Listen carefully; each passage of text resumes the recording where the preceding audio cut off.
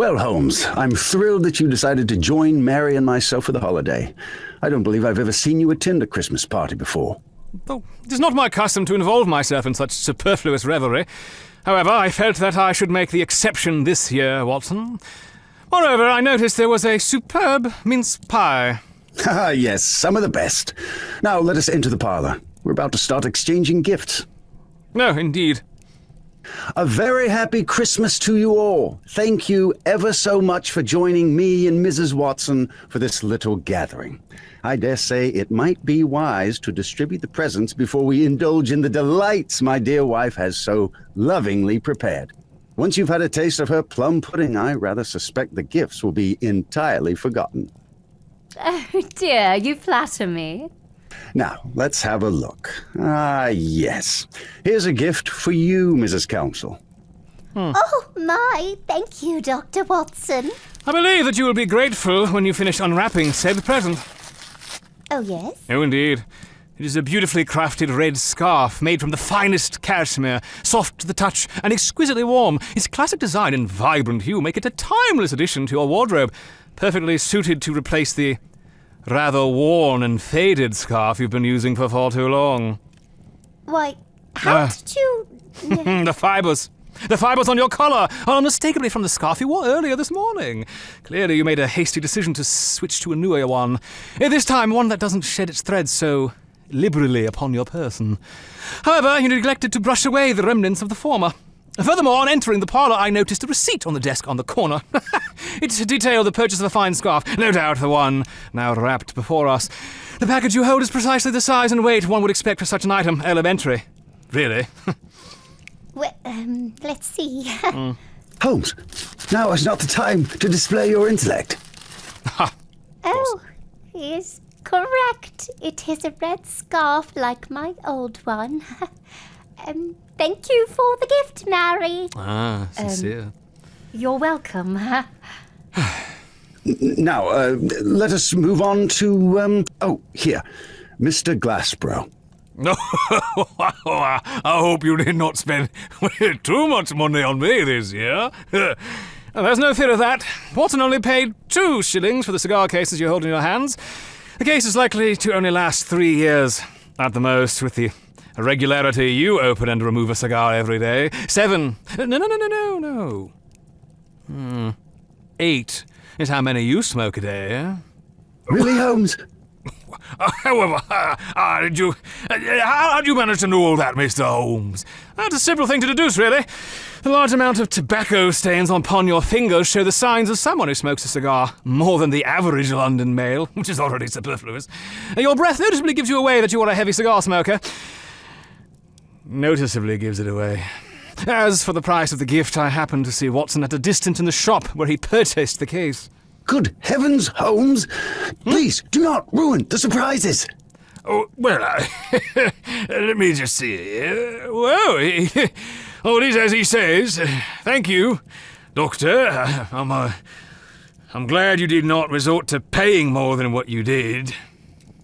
Think nothing of it. Holmes, you are infuriating. Not to mention embarrassing Mary to no end. I do not see the problem, my dear Watson. The present will be revealed in short order, and the recipient of the gift will receive the exact same item. Yes, but that's part of the fun. Not knowing what's inside until you open it. Ah, I see. You wish everyone to be ignorant of the contents so that disappointment or happiness can occur once the shedding of the wrapping has finished. Yes, that's exactly it. Now, can we please continue without your brilliant deductions getting in the way? Well, I will do my best to dull my senses and restrain my reasoning. Good. Now, this next gift is for you, Mary. Yes. Yummy. It is a box of 12 chocolates from Morton's Confectionaries. Holmes!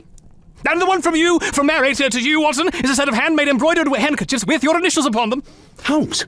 And the packages that has been neglected to have a name attached to it is a portrait of a close relative of Mary's to be hung up by the stairway. And that is only the beginning of these deductions I can bring forward to you. Holmes! Confound it all! You're ruining Christmas! John, please stop yelling. That so-called portrait is a new mirror for your apartment to replace the one you broke during the scuffle with one of Moriarty's henchmen. You do not know, nor need to know everything. Why can you not keep quiet and stop ruining this party? Well, I must make my sincerest apologies to you, Watson, and to all of you here. I'm afraid that spending a day without a case to solve vexes my mind. I will take my leave of you and let you carry on with your holiday celebrations without my interruptions. Good day. Well, my apologies to everyone for my outburst. I suggest we move to the dining room and partake of the sweets. Perhaps we should open the remaining gifts later. Dear, must you be so hard on your friend? He likely has never had a normal Christmas or attended a social gathering such as this. From what you've told me about him, his family life was very different than our own. I suppose you're right, Mary. I'll rush out immediately and see if I can persuade him to return. For all his faults, Holmes is a good friend, and no one should be alone on Christmas Day. Go right ahead. I'll join our guests and have everything ready when you return.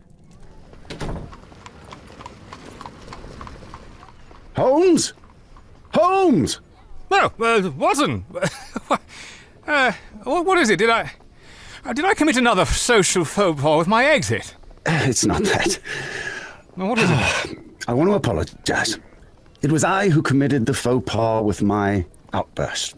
I hold Christmas traditions in high regard, but I value our friendship more. Can you ever forgive me? Oh, Watson, I should not expect. If you believe that you acted in an improper manner, then I can overlook said action if you will do the same for me. Of course. Now please return to my house. Come and dine with us. Oh, no, I would not want to impose and disrupt your festivities any more than I already have. Nonsense.